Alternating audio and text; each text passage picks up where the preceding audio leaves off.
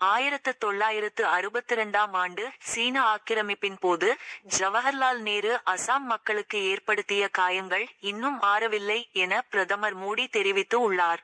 அசாம் மாநிலத்தில் ரூபாய் 18,530 கோடி மதிப்பில் பல்வேறு வளர்ச்சி திட்டங்களை பிரதமர் மோடி தொடங்கி வைத்தார்.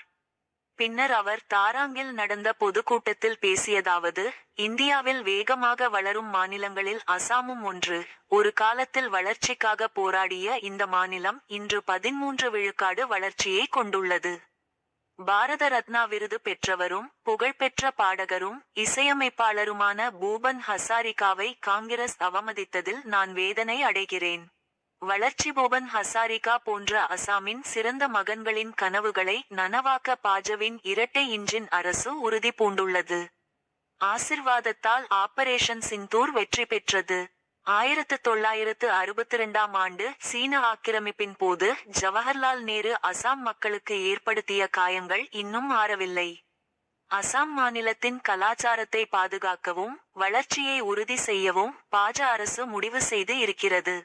6 பாலங்கள் வளர்ச்சி அடைந்த பாரதம் என்ற கனவை அடைவதில் வடகிழக்கு மாநிலங்கள் பெரும் பங்கு வகிக்கிறது.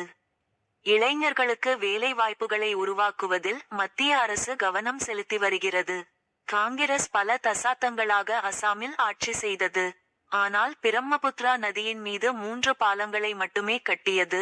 அதே நேரத்தில் கடந்த 10 ஆண்டுகளில் நாங்கள் 6 பாலங்களை கட்டினோம். தேசவிரோத சக்தி உங்கள் குழந்தைகளின் பிரகாசமான எதிர்காலத்திற்காக சுதேசி பொருட்களை, இந்தியாவில் தயாரிக்கப்பட்ட பொருட்கள் வாங்குங்கள். இந்திய ராணுவத்தை ஆதரிப்பதற்கு பதிலாக பாகிஸ்தானால் வளர்க்கப்படும் பயங்கரவாதிகளை காங்கிரஸ் ஆதரிக்கிறது. ஊடுருவல்காரர்களையும் தேசவிரோத சக்திகளையும் காங்கிரஸ் பாதுகாக்கிறது. இவ்வாறு பிரதமர் மோடி பேசினார்.